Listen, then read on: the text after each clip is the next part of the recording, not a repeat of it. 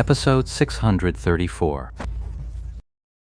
Chengguo quickly maneuvered, chasing Haze to her feet, the hand cannon already resting on her shoulder, ready to unleash a devastating blow. But then, a flash of black light shot before her eyes, a sharp sound rang out, and chasing Haze's body stiffened as a jet of blood spurted from her forehead. The moment Deception saw chasing Haze rise, he whipped around and let a shuriken fly right into her forehead.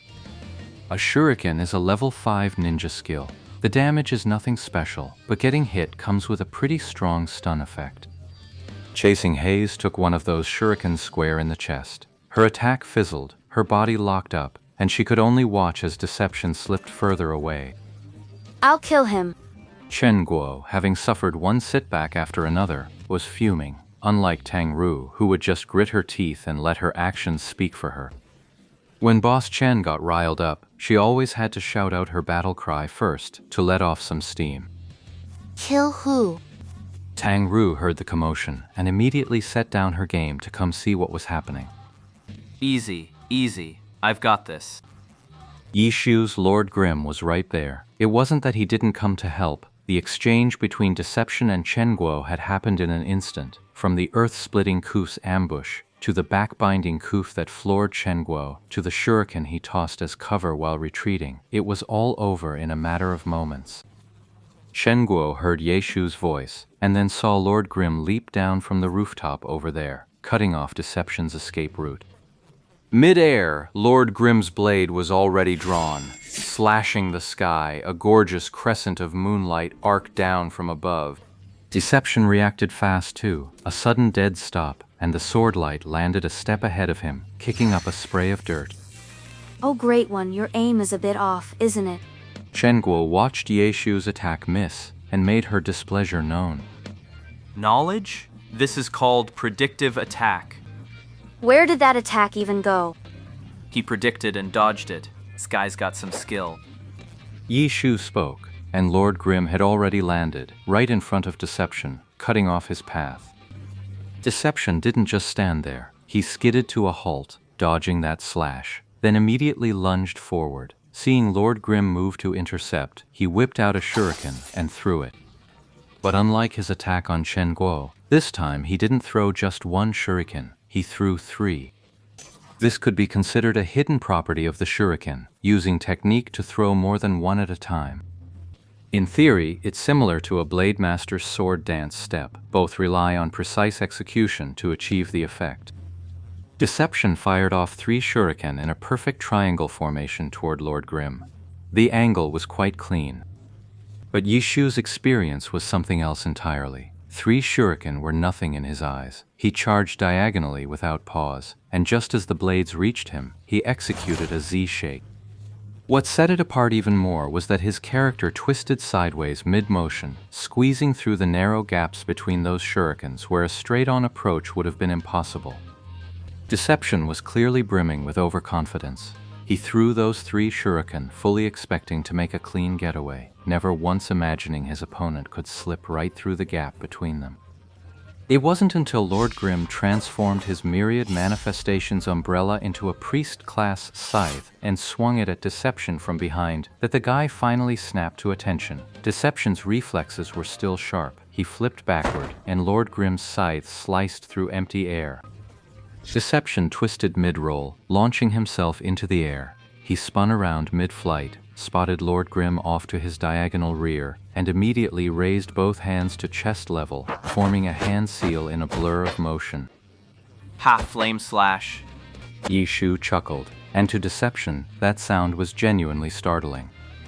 The ninja class is a hybrid physical and magical damage dealer, and one of its unique features is that the casting process for certain release-type skills doesn't force you to just stand there waiting for the cast bar to fill like a mage would. The ninja class's casting process requires player input, visualized in-game as hand seals. So if a player's APM was fast enough, their hand seals in-game would be faster too, which meant a shorter chant cast time. By improving their execution, they could boost their casting speed, something mages couldn't do with their spells. Deception's hand seal execution was clearly second nature. His character's hands blurred through the sequence so fast even he himself could barely track them. Yet the opponent saw through the entire skill from those very gestures alone. But what was done was done. Could he really just cancel the skill now? Deception didn't think twice. The moment his hand seals were complete, he drew his blade. As the ninja sword left its sheath, it was already a roaring blaze of fire, the flames lashing wildly toward Lord Grimm from every direction. The blade descended in a blazing arc, even though his opponent had called out the skill from the start. But Deception clearly had faith in his own skill. His hand seals were fast. His draw was faster. Even if his opponent saw through the move, so what? What could he do? A flash of cold light, short, thick, and swift. A fleeting glint, and where the flame slash should have landed, there was only empty ground. The Lord Grimm who had stood there moments ago was simply gone. Deception's heart tightened. He twisted his body to the right, and the flame slash, already mid-swing, somehow followed the motion, turning a vertical chop into a horizontal sweep. A ring of fire blazed around him. The whole sequence was complex, but it was fast. If it weren't fast, the flames of the flame slash would have long since died out. There's no way they could have sustained that many follow-up moves. But in the end, the slash missed. Deception spun around just in time to see Lord Grimm execute a lightning-fast backstep, perfectly dodging the horizontal sweep of the flame slash. The skill ended, and the flames died out quickly, but neither of them moved. Shenguo's chasing haze arrived just then, taking in the standoff, but not daring to strike.